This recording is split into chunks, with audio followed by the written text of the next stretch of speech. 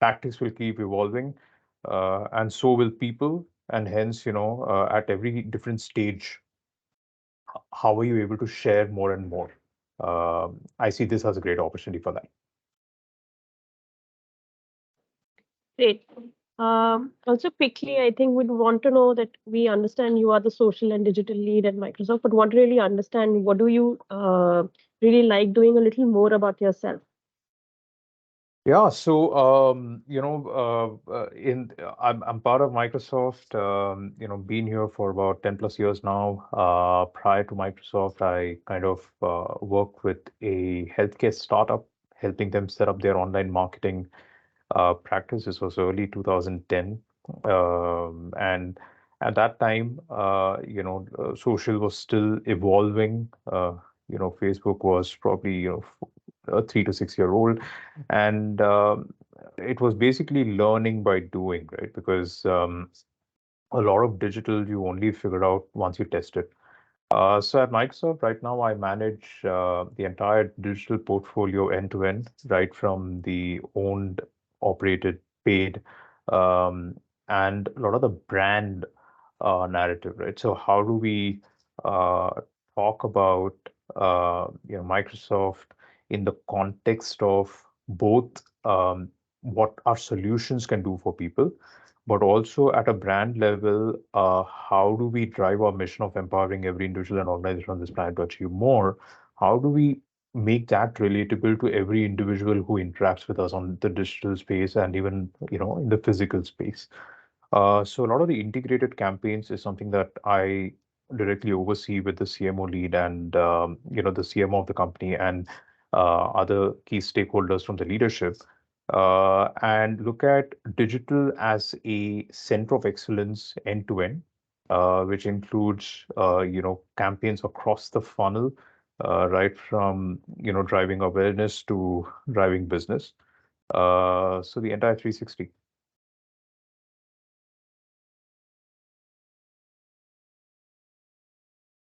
Great. Smita, you want to go next? Yeah, so Shri, just a quick check. We've been doing ABM from long now. I've been handling your queries, setting up that ABM milestone if quarter on quarter for Microsoft from long. Yeah. How do you think, and what is your take, from where we started 4 years back now till Hmm. now, what has been evolved? And over the years, what do you see, what is the next thing that we should be achieving on? And we talk a lot on Yeah. ABM, we talk a lot about um, publisher, exploring publisher, a lot of new technology coming in for ABM these days. So where Yeah. exactly is the change that has driven us and help us to go beyond what we are expecting now?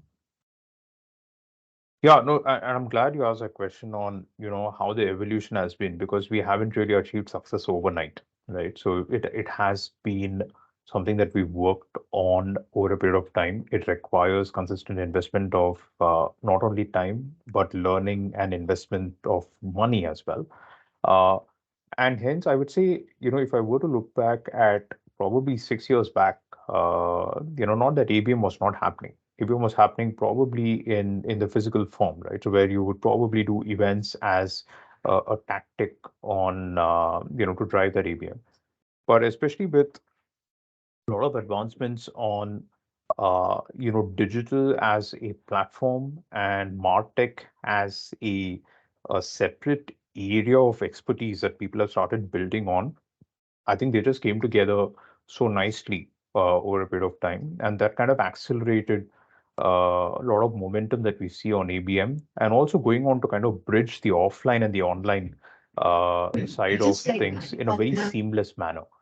But I would say, try to bring that narrative closer home, right? So how did we go about it? How did I get started into ABM in Microsoft? To be very honest, uh, we started with a very myopic view, right? So where we said that, hey, how many leads do we want to go and get, right? And we only started looking at saying that, hey, the number of leads from the number of accounts that feature in our target list, and what is the cost per lead, right? So that's how we started. And in all fairness, we've evolved that thinking over a period of time. rather than it just being a mid funnel and a lower funnel where you're trying to build consideration and trying to drive conversion um, amongst the customers. uh, we started evolving saying that, hey, a person will not consider us if that customer doesn't know enough, right? And today we are at a stage where we are saying that, hey, it's not just about driving demand, which is the sole outcome of an ABM, but it is also to drive brand awareness. And hence the correlation and the journey that you take from build, starting with brand awareness to driving demand. So moving from the top of the funnel to the bottom of the funnel is extremely critical. So hence I would say our perspective and our scope of how we look at ABM has evolved over the years, right? And today we are probably at a slightly better place than where we were, a few years ago. Parallelly, what has happened is there is a lot of because once you get the lead, the job is half done, right? Because the media job is done, but it is then the sales team's job to kind of make sure that they convert them into opportunities. What had also happened in Microsoft globally over the last 5 to 6 years is uh, we kind of set the foundation for a strong connected martech platform, right, which would help us drive that content nurture, build on what signals we are getting from the content that people are consuming, etc. How do you kind of move a cold contact into a known contact, and then how do you move that known contact to someone who gets to know Microsoft better and better and better, and over a period of time, from just being a content consumer, he actually becomes a product customer, right? And that is where our work with Marketo and the Adobe suite entirely helped us kind of merge what we were doing on the paid media side with what needs to happen after the media goals are achieved, right? And we are able to kind of drive better results now, where we are it's that whole connected sales and marketing that you would have heard a number of times on in different forums, is getting real by the day, right? So that is where we are today. In terms of the future, I know there's a lot of buzz around AI. There is a lot of buzz around, hey, how can I drive personalized messaging to personalize intervention at the time that a customer is, ripe to be contacted. Uh, all of that will happen, but I think as we get uh, AI into our life, we also need to understand what is the context of that AI, because that is something that's very critical for every marketer who is on this call and not on this call. So that, hey, AI can do n number of things, but what do you want it to do is totally in your hands, right? So how do you want to make technology work for you is what you need to define, and that's where I would say the role of every marketer will be more towards thinking about, hey, what business use case a technology can solve, rather than saying that, hey, here is the latest technology, let me put it to use.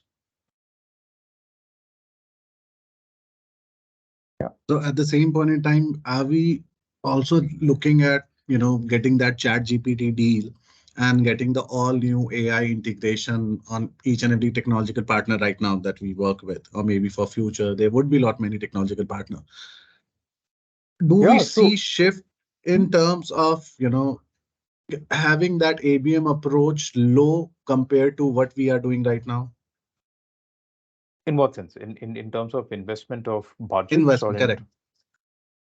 I don't think so. I think the focus will be more on where you invest over a period of time, right? So today, if you were investing X dollars on content creation and X dollars on media, I would say over a period of time, you will start seeing a shift on amplification versus creation. You will start seeing shift on quality and formats of content, investment towards that over batch production of the same content. So I would say those would be the areas. And secondly, if you look at what is happening with Adobe, with the amount of innovation that they're driving with generative AI already, it's stupendous at the end of the day, right? You see the same thing with Dynamics 365 Copilot, with some of the announcements that we've done over a period of time on the CRM side. uh, how you can drive customer experiences by being productive yourself, right? So those are areas I would say where I don't think it would shift for doomsday, but it would shift for better, in terms of how smart it can make you as a marketer. Nice. So, what do you think? Like, and what are the key consideration that we should be looking for if someone is looking for a career and opportunities in the ABM field? Because at the same point in Yeah. time, are we looking for someone to be a generalist or be a specialist in the same field? Yeah, so I would say, you know, the way to approach marketing is always go broad, right? Let's say, for example, if you're coming straight out of college today, uh, you know, and you want to do ABM, will not be able to pick it up because you need to have the context of who's your customer, the basics of marketing, right? In terms of the segmentation, targeting, positioning, etc. Because those fundamentals don't change, firstly. The second is, let's say you're probably 2 years down your job and you've understood that, hey, here is how customer segmentation happens. And here are a certain tools that you kind of work with. Now, these could be web analytics, these could be MarTech, core CRM at the back end, these could be social listening tools, etc. And you figured out that, hey, listening is probably the area that I really love the most, right? And then you kind of build on that because what you're doing as you're growing is you're not losing the context of which industry you're catering to and what's the customer need or what's the customer evolution that is happening around you. Because ABM at the end of the day uh, is going to be a subset of marketing. And it is going to be that if you were to look at, hey, if I'm talking to 100 million customers as Reliance Jio, for example, today, or, millions and millions of people as IPL, right, today, uh, with Test match cricket, you will probably talk to a handful of you within the same universe, right? So hence your context of ABM changes with the universe of customers that you talk to, and technically that's what kind of makes it account based at the end of the day. Uh, Within ABM, I would say again, it doesn't. You can be a specialist from a skilling standpoint, right? So you still need to know, how to work on Adobe. You still need to know what an Adobe Audience Manager can do for you. You would still need to know, for example, if you're running, LinkedIn ads or you're running programmatic. At the end of the day, what is it that it can deliver for you, or what is it that it can deliver for your customer? So that you yourself are more eloquent in having that conversation with your clients or even with your managers or leadership at the end of the day. So I would say specialist really helps in getting your own acumen and brand up and running. But generalist helps you in uh, being relevant in multiple conversations. So today, if you're doing a performance campaign, which is predominantly bottom of the funnel, right? And if you're doing ABM, your value versus somebody who has only done performance driven campaign is much more higher, right? But does that need you to be a specialist in both ABM and some of the bottom of the funnel stuff? Maybe not, right? But does that need you to have enough knowledge to have a conversation with somebody? Yes. So I would say it always pays to be a generalist over a period of time, but have specific interventions that allow you to gather specific skills as the new trends keep coming along. And I'll give you a very good example, right? So there was somebody who was working with me, in my team uh, about a couple of years ago, right? And she basically started with web analytics as a case in point, but it is her quest to learn more because she also got involved in a lot of paid media orchestration on the ABM front. No one had to tell her that, hey, go and pick up a course on ABM. She went and did all the courses herself.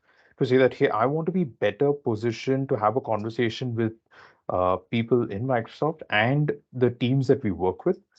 So I need to kind of build my acumen. So I would say it is being a specialist is self-interest, but being a specialist is also uh, something that needs to keep evolving. So you can't just say that, hey, I'm a CRM expert and I'll be a CRM expert for 20 years. Like those days are gone. True, true, correct. Hi, Shriram. My name Right. is Sanil. I take one of the account which I handle is Intel. So I'm Yeah. like listening to you very carefully to like and take some learning and implement here. So please pardon me if I'm gonna steal something from you.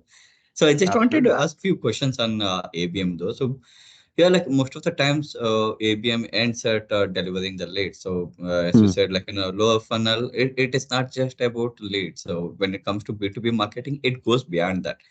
So I wanted to understand what Microsoft is looking at. Are you looking at the leads only, driving the leads for via ABM, or are you going to do nurturing post that? How is it like where all media can intervene and where all where the CXM can come into the picture? So can you just give us a peek of like how the infrastructure has been structured behind the media paywall here? Yeah. So just kind of plotting it on the map, right? So a customer sees an ad on any of the platforms, whether it's LinkedIn or whether any of the programmatic engines that we're driving, they fill up a form and then they kind of come into our system. We upload into something called a global engagement program, right? Now, every product that we sell has its own content nurture engine at the back end, right? So, for example, if I'm talking about Azure, and if I'm talking about, how do I talk to my customers about migrating to Azure as a specific workload, right? In order to have a strong cloud backup system, right? Uh, Once I upload these leads into my system at the back end, which is the content nurture engine, the system recognizes what is the kind of interaction that this person has had, right? So I take the lead by seeding them an ebook, for example, to start with when I'm running the media campaign, and basis of machine learning at the back end, it understands saying that, hey, this person has consumed my ebook. Now, can I give him a webinar? Then after the webinar, can I get this person to, consume another ebook to kind of, make sure that he or she is absolutely sure of, migrating to Azure. So then by and this is all happening at the back end. This is all machine learning driven. There is score for every interaction that the customer comes in for, and over a period of time, you realize that, hey, this customer is sales ready, which is when it goes to the seller. When it goes to the seller has a complete understanding of all the content that this person has consumed, right?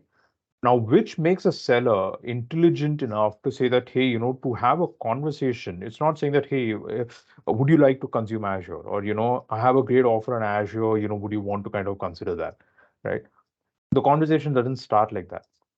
The conversation is a little more evolved to say that, hey, we understand that, you are looking for easier way to get around to your cloud computing needs, and migrating to this thing could be a very good, very big decision, and hence here we are, there to support you, and so on and so forth. So uh, the conversation becomes intelligent rather than just transactional at the end of the day. And then when that seller calls down, it's a sales qualified lead, it turns into an opportunity, and then it kind of comes in from a at a revenue standpoint.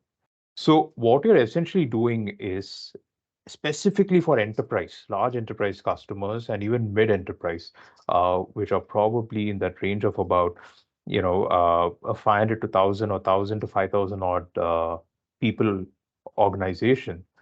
Uh, you are essentially looking at how do you have an intelligent sale to the customer, because that customer is also kind of evolved. That person would be a IT decision maker for a very long time, and hence you're not keeping it. Um, Here's an offer. Why don't you go for it? Now that kind of a tactic where I'm saying that, hey, I'll just be very transactional rather than doing this whole content nurture and getting them to a point where they are ready for a conversation and spend about 2 to 3 months by the time it happens, that approach will be very different for an SMB, right? Where the SMB is just looking for saying that, hey, the small and mid business, I just want to solve a need. Here is what I have, and here, are you better in terms of cost? Are you economical enough or not? And I'll go and buy it. So what's the context? Where does your customer sit? Whether it's a large enterprise, whether that person has enough time to consume your content, whether you have enough patience as well to kind of wait for that action to be taken and that nurture to be done. So I would say that's how we look at it Hmm. at Microsoft. And again, this has taken years of data, years of intelligence, years of just understanding buyer patterns to kind of make it real. That's very detailed. Thank you so much, Shriram. So just like one just follow-up question on that one. Yeah. So that marketing automation which you have built, like post Hmm. getting the leads on that. So the touch points, like feeding him the ebooks or webinar. So Yeah. that goes via emails only, is it? Is there any Emails, paid media media as well, element? Yeah, LinkedIn as well. LinkedIn So LinkedIn is Navigator, things one. like that. Yeah. Yes, So yes, please. LinkedIn, so three to four engines broadly, right? So one is emails, second is content syndication, third is LinkedIn and social media, and the fourth is essentially in-mails and stuff, which is not very high in terms of the overall mix through Sales Navigator and so on and so forth. Great. Thank you so much. Thanks a lot. Yeah, anytime. Great. I think if there are any more questions on the ABM, we can address it later. But I think the second part of the conversation, Sri, that we wanted to bring about, we understand you're really passionate about building and living a brand, especially the personal brand. So we just wanted to understand uh, how do you think of building a personal brand? Yeah, no, I think um, it's a very important consideration irrespective of where you are in your journey, right? Where you are in your professional journey, because you are a brand even when you're a student. You are a brand when you just come out of your B school.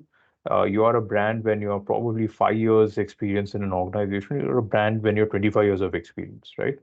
Because today, people say that, hey, I've had 2 decades of experience, and when they come and have a conversation with you, uh, it is basically them telling what they've done. It's not telling who they are, right? So a brand is all about who you are, uh, and that is where a lot of how you carry yourself, whether you are sitting in front of me in a workshop, or you are joining going for an industry event, or you're kind of having an interaction for your next job interview, right?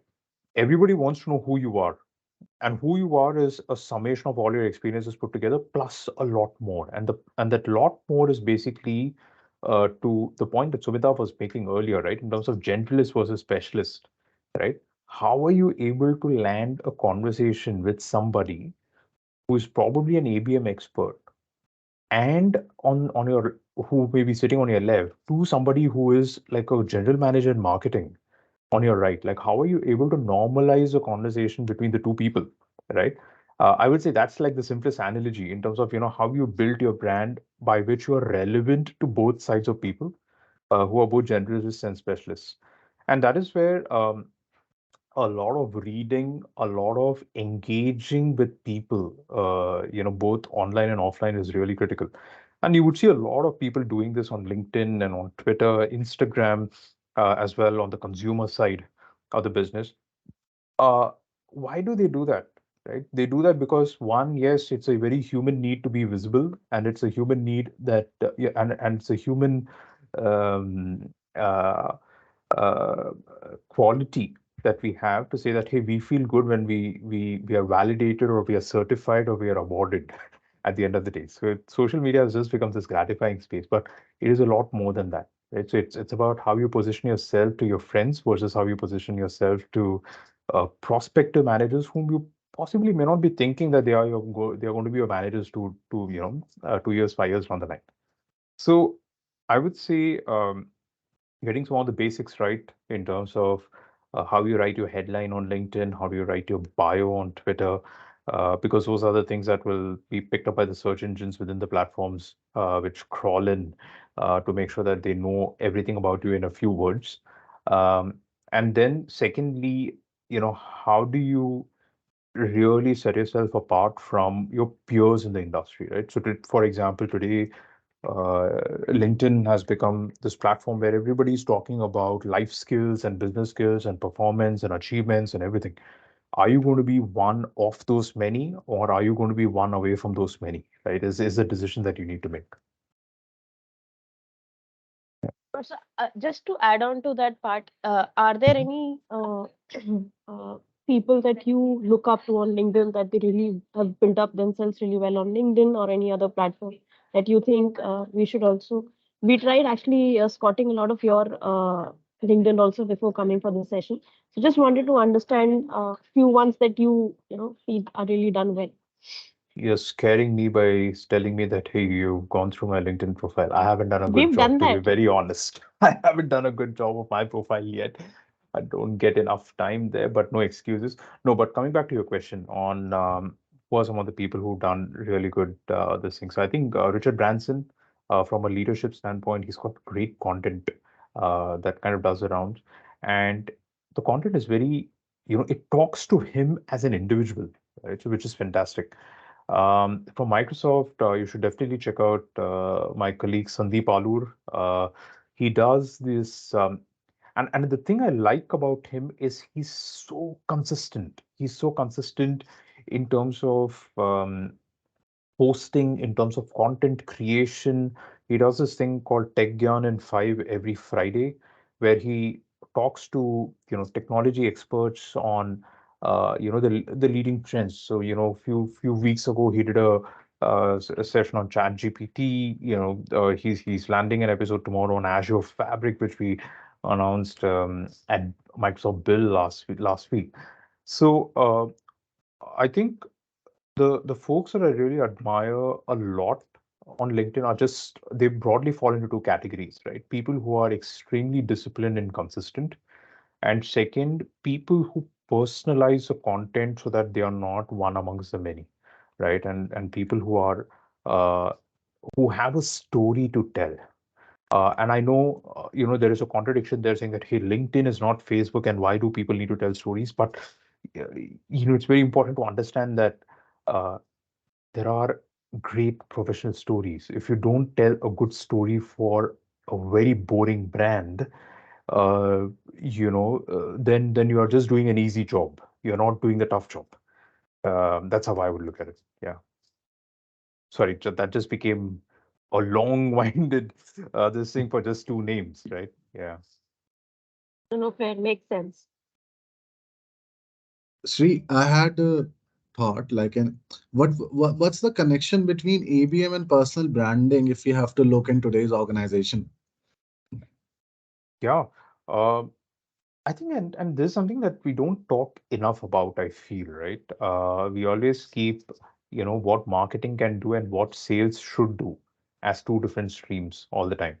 The way I look at it is whenever marketing does ABM campaigns, whether it is on LinkedIn or whether it is through paid media or emailers and all of that, you're basically doing, um, a multi-touch model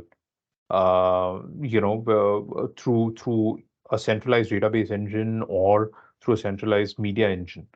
But what can complement it very well is basically when the sellers within those accounts that you're targeting, they also carry the same message, but they position it a little differently, right? So, for example, I'll just go back to that Azure and migration piece that I spoke about earlier, right?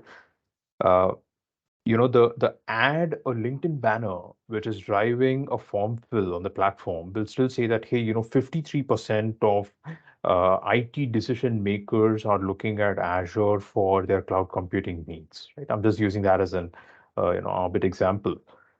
But when a seller goes and talks about it, he will go and say that, hey, I had a conversation with the CIO at so and so company, and I really love his vision on how he's thinking about setting up his own IT infrastructure, advancing on his digital transformation journey with IT, blah blah blah. What you're essentially doing is on your ads, you're giving a proof point of what the product can do. Through a human, you're giving a proof point of what someone is envisioning to do. And that is how we kind of bring the story closer home, right? And which is where I say personal branding for making sure that your teams are ready to have that position in the market that people would look up and think of you as a very credible source of information is extremely important alongside what you do on the marketing side of things. And that is where I think ABM and personal branding can really complement each other to drive optimum results.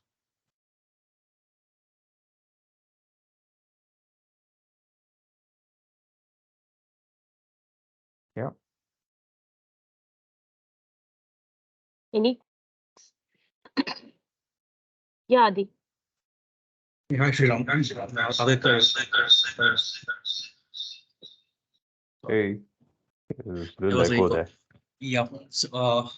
So I had a question. So when it comes to B2B space, the solutions or the products are very tailor-made to each of the organizations, right? So from the process of a prospect showing some interest and becoming a lead, and then the Mhm. sales calls happen, and that's where the conversation starts.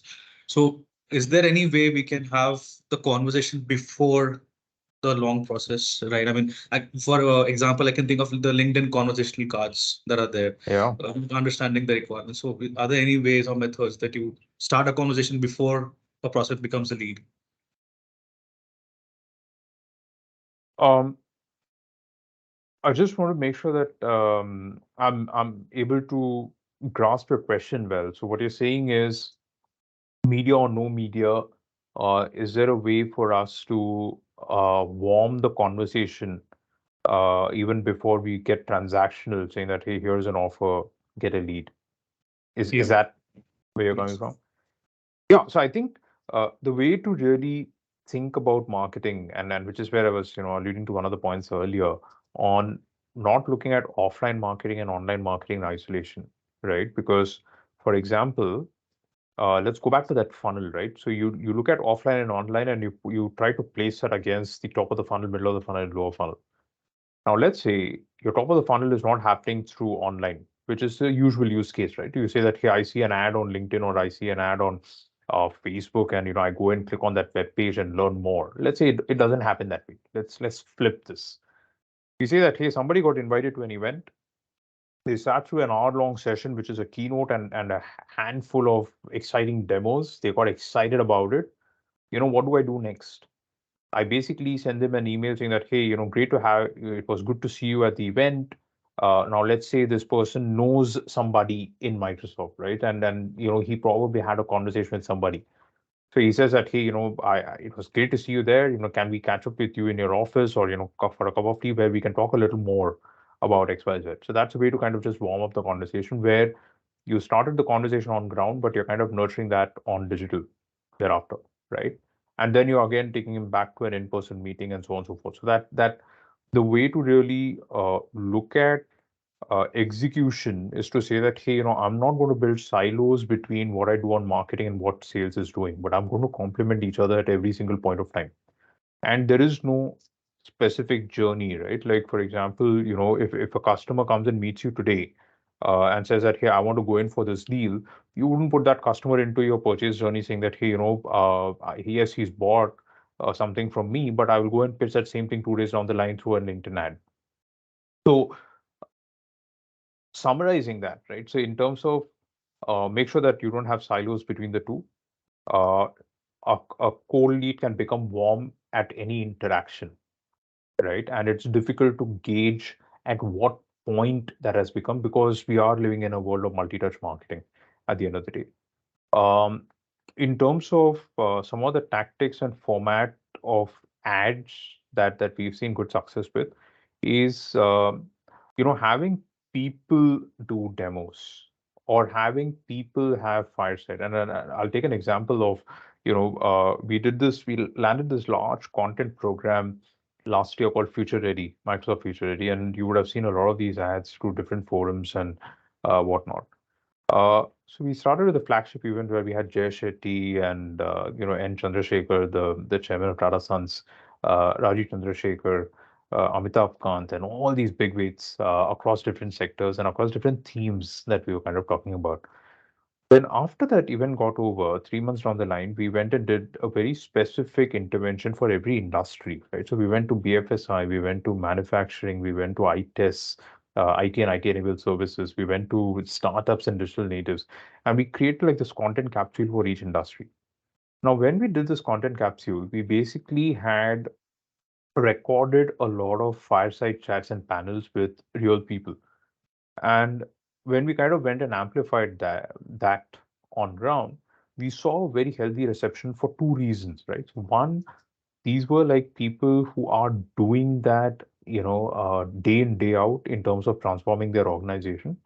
And second, uh, here are people who there are real proof points at the end of the day, right? Because people don't relate to product ads at the end of the day, right? So I would say how relatable you get and how credible you get is extremely important on the content. We did it with video. There could be someone who could say that, I can record a personalized message from my customer or my leader and put that out. Yes, why not? If that thing is authentic and compelling enough, you would see good results on conversions as well. It was very detailed. Thank you so much, Shriram. Yeah, welcome. Shri, I had a question, and now Mhm. like I never got a chance to ask in person, but now we've been talking a lot. So, Megha, I have seen Shri reverting on emails at late, post 10 in the night, and also reverting in the morning as early as 6. So I know, like in Shri, you've been managing the global front as well for Microsoft, considering local market as well. What is that one thing that keeps you motivated? That okay, like in firstly, how many hours of sleep are you getting? Secondly, how what is that motivational factor that okay, yes, there are a lot of things, because when you talk about global brands and global clients, then you have a lot of things to do.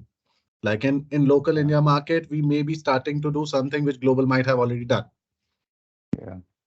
So what's your take? What's that thing that keeps you awake and keeps you motivated that okay, it has to be done at any cost? Wow, you asked me one great question and one question that I shouldn't share the answer to. Um, what keeps me what I'll answer the easier one first. In terms of my sleep hours, it is not very healthy, to be very honest, and that's got nothing to do with the amount of things that I manage. I think it's just a body clock that has gotten used to that way. I need to make a conscious effort to make sure that I end up getting that 8 hours of sleep that is prescribed by some doctor at some point at some in some city, and it's kind of gotten memorialized for the world over. But Correct. I sleep for about 4 to 5 hours. But the thing with me is, even if I end up sleeping for just 10 minutes or 15 minutes of that power nap, that's enough as well for me, right? Because I feel refreshed even um, with that. And if there are people from Bombay here and who have traveled in local trains for a long period of time, you can also relate to this fact, saying that hey, when you take a train at 6 o'clock in the evening or 8 o'clock in the morning, the best sleep actually comes in the train. So even if it's between three stations, you feel so refreshed for a period of time. So I've gotten used to that. But what motivates me, and it may be very cliched, but I think it's just the ideas, right? And ideas can come in different ways. For example, I could probably be thinking about a particular campaign which we didn't crack the code on, but suddenly at 6:30 in the morning when I'm just walking down my house, I realize that hey, here is a great idea that how we can solve for this. That gets me going. An idea which is probably talking to somebody on a Teams call, right? And saying that hey, here's what we could go and do. That gives me great energy even at 6:30 or 7 in the evening, despite of continuously talking like for 10 hours through the day, right? So I think whatever gets me on trying something new or building something new, I see that opportunity in the smallest of things I do, right?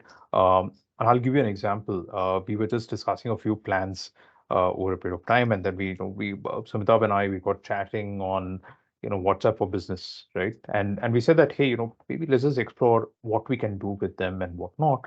But we immediately got in touch with somebody. We kind of built a plan in 5 minutes flat, just figuring out, hey, what are the nuances of it and whatnot. And that became like an energy source for me for the next 2 hours, right? So where I ended up talking to multiple people about, how we can make this real.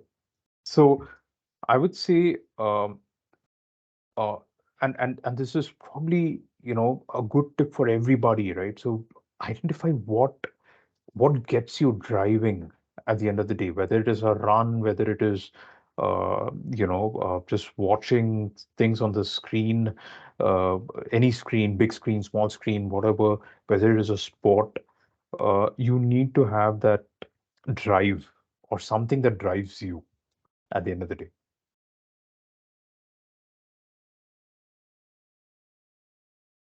That's nice. I believe we have couple of people who Questions. were questions. Yes. Go ahead, Sai Pratik. Hi, Shriram. Good evening. That was a great session Good today. evening. My question is maybe very layman. I don't know. Like I don't know very much about ABM. So let Hmm. me start. So when it comes to ABM, right? Like uh, it is a same set of accounts that you will be targeting for a particular client or a brief. And when this client will come again, and let's say they want to do another campaign, like how do you tweak your set of accounts, like targeting those accounts, or what are the steps that you take so that there is no uh, target audience stagnation happening? Great question. You shouldn't call yourself as a layman. Because to be very honest, that's a problem that we try to solve day in, day out, right? So one is, just being relevant to every customer. Second is making sure that we are not repeated enough externally. So two things, right? One is, a lot of you would hear about, hey, we need to have a creative refresh every 20 days or a creative refresh every 30 days, etc., etc. Uh, but what leads to that creative refresh is something that we need to investigate, right? So, for example, you have a handful of accounts. Let's kind of build this as an example, right? So we say that, hey, we got 100 accounts. Out of these 100 accounts, I've been talking to these 100 accounts for like 10 years flat, right? But what am I talking to them about? Is my product really changing, or am I adding more features, or am I catering to different customer scenarios? Because a customer will never react to you if at all the product is not talking to the scenario that he or she is bothered about, right?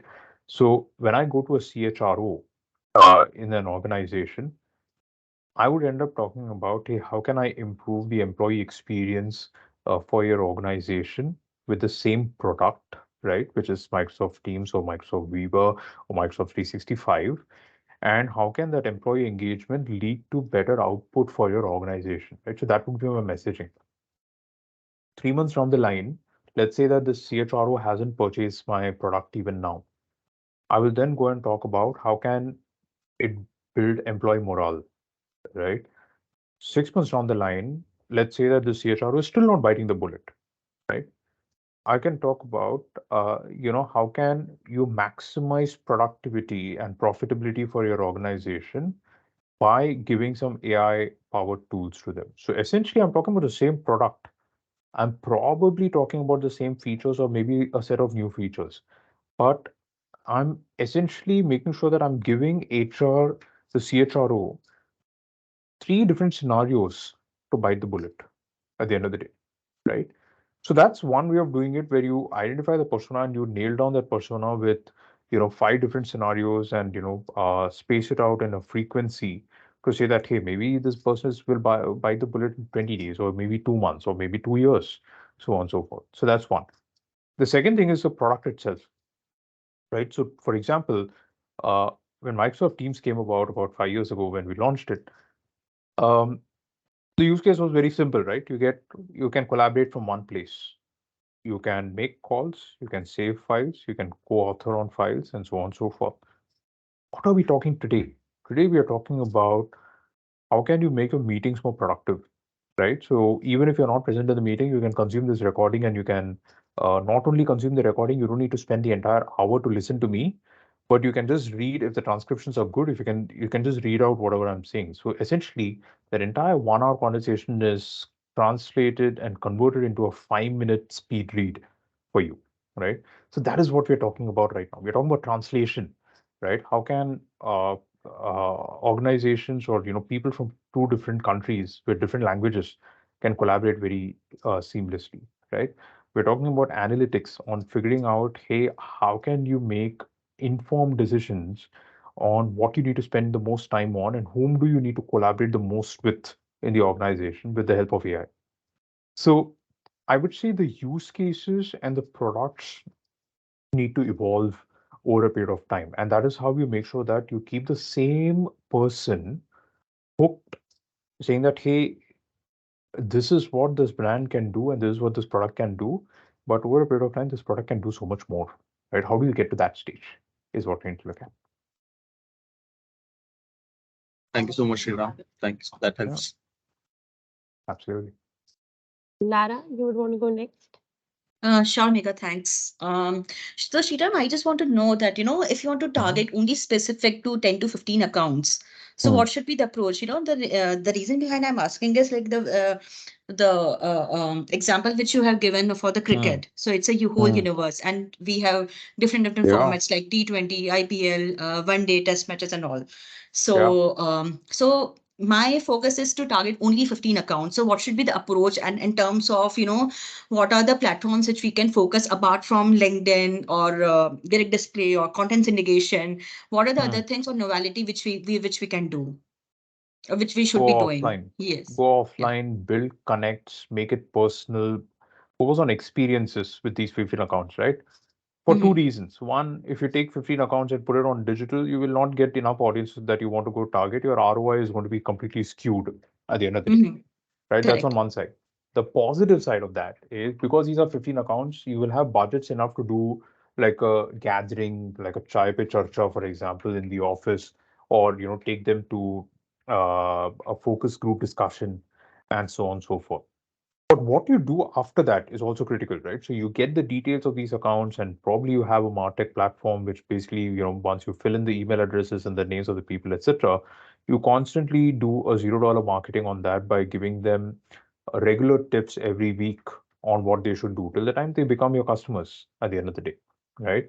So I would say whenever there is a smaller universe, um, don't ever put the cart before the horse, saying that, hey, digital is what I want to do and I've got 15 customers. You always look at, you got 15 customers, what is the best way to reach or engage them? That's how I would look at it. Okay. Thanks. Yeah. Raj, you want to go next? Yeah, thanks, Megha. Hi, Shriram. It's a Hey, Raj. pleasure to have you. It's been an interesting session. So my question to you would be that, what do you think is the right balance of performance-based marketing and brand-led marketing? To put a number there, to be very honest, and I know this is an answer that you wouldn't look forward to. I know a lot of when, for example, when LinkedIn comes to us, they say that, hey, you should at least have like a 40/60 uh, person on brand to demand. Sometimes they come back and say that, hey, you need to have 60 to 40, where 60% you invest on brand and 40% you invest on demand. The way I would look at it is always plot your brand on at what stage of the brand journey they are in, right? For example, if it's a startup, you would need to spend a little more on brand versus demand, right? Especially if you're in the first 2 years or 3 years of your inception. If you're a large enterprise and if you're launching a new product, you'll probably be in the same state as a startup. But if you're a large enterprise and if you're talking about the same product at the end of the day, you will spend less on awareness, more on demand. So, two specific things, right? So, one is uh, as an organization, how relevant are you today versus what you were before will also define how much you end up spending. Second, from a product launch cycle standpoint, uh, if you have a new feature, then invest a little more on brand. If you don't have a new feature, if you're talking about the same product with different scenarios, put it on demand, right? So you need to be flexible enough to move that 60% to a 40% and a 40% to a 60% on the fly, because any marketer or any strategist who comes and says that, hey, you just put 40% and you will be able to deliver your goals, is probably getting back to the basics of marketing. Sure, got it. Thank you so much. Yeah. Uh, Anil, you want to go next? Hi, Shriram. Anil here. Yeah, right. So my question is, does Microsoft leverage influencers in B2B, and any thumb rule you follow on when and how to use influencers? We've tried, Anil. We've used influencers for multiple campaigns over a period of time, both on B2B and B2C side. And when I say B2C, these are essentially for our Surface portfolio of products. Um, where when we launched Surface about 6 years back in India, the first service product that came in, we had a campaign which we called as Beneath the Surface, where we had a Karan Johar and a Shah Rukh Khan and Priyanka Chopra, doing like this talk show series on how do they go beneath the surface to kind of, what makes them click, basically, right? So if you were to look at it, it is a consumer campaign that also drives mindshare for commercial in that sense. Um, then we kind of did quite a few like a testimonial ad with some of our customers on the enterprise side, right? Like the Naveen Tiwari, the head of InMobi, and a few other the CIO of Freshworks, and so on and so forth, in terms of how they work, even the CTO of iCert is Monish Zada. We got them on videos where we said that how do they work with Surface and what Surface really means for them, right? Um, I would say it is still at what we've done is predominantly at a device level. What we need to get better at, and something that we're kind of working through, is how do we make them a little more core when we think about influencers. How do we kind of work with them for CRM? How do we kind of work with them for Azure? How do we kind of work with them for M365, and so on and so forth? But the most critical thing is defining the influencer, right? Because uh, the traditional way of defining an influencer is always by the network at the end of the day, because you want to co-create content, and you want to go this thing. My point of view on influencer is to say that, hey, how can I partner with somebody who is going to give me an uplift in revenue, a year, 2 years down the line? And that is how, I would say that in the B2B space, you need to think about, don't just co-create content, but think about, hey, how can you engage with them on communities? How can you engage with them on, even if you want this person to open doors for you within a customer, or when you're walking to an existing customer, you want to take this person so that, that person can be an outside in credibility factor for accelerating your deal. I would say those are scenarios that we need to think through. So, have we embarked on that journey? Yes, but have we cracked the code? We are still working on that. We're not there yet. Thanks, Shriram. Yeah. So Shri, a last question. Mhm. Like in what are the some of the failures that you have learned, and in the form, as you have spearheaded a lot of brand and demand campaigns over the couple of years, what are those failures and what have you learned about it? Yeah, I think the first one I kind of touched upon a little earlier, that we when we said ABM, we said, hey, how many leads can we get? Um, and over a period of time, we kind of broaden our horizon and learned that, hey, showing a video in an ABM campaign is also the right thing to do, because a person needs to know, what this happens. So a top of the funnel in an ABM campaign is as real as driving conversions through an ABM campaign, right? The distribution of investments can vary over a period of time. The second thing is, and this is something that's a learning from the consumer side, is to say that, hey, yes, we do influencers, and just going back to the point that we made with Anil earlier, a lot of the influencer campaigns today are just talking about what is the reach and how many clicks that you're getting. How can you convert that to commerce? So whenever someone comes to me saying that, hey, let's do an influencer campaign, my whole point is, hey, how is this going to help drive your business at the end of the day, right? So how are you thinking about, if it may not be today, it may not be 3 months down the line, but 6 months to a year down the line, how are you going to drive revenue from there, right? So that's something that's been a learning over a period of time. And that doesn't mean that, hey, we've stopped investing on influencers and so on and so forth. We still do in small pockets, but uh, it's always a conscious call to say that, hey, how can we get smarter with that piece. um, the third thing I would say is more around the personal branding piece that I kind of touched upon earlier. I didn't invest much time on personal branding for myself, and I still don't invest much time. But I realize that uh, it's not just about telling people what you do, but it is also about helping them in what they want to learn. And something that I've started doing on LinkedIn a little more on just engaging with people on their careers, and and what they are looking for. Um, so I wouldn't say that's a learning from a failure, but that's more a learning along the way, right? So I would say those three. Perfect.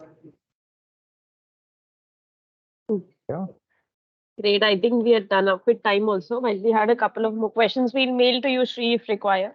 But thank you so much for yeah, making this happen. Thank absolutely. you, I Sumita, love it. and the rest Thank of the you. team for making it so engaging. Thank you, Shri. Thank you, everyone. Thanks Thank Have a a good you. day. lot. Bye Thanks a bye. lot, guys. Thank Thank you. you. Bye Thank bye. you. Thank you, Shriram.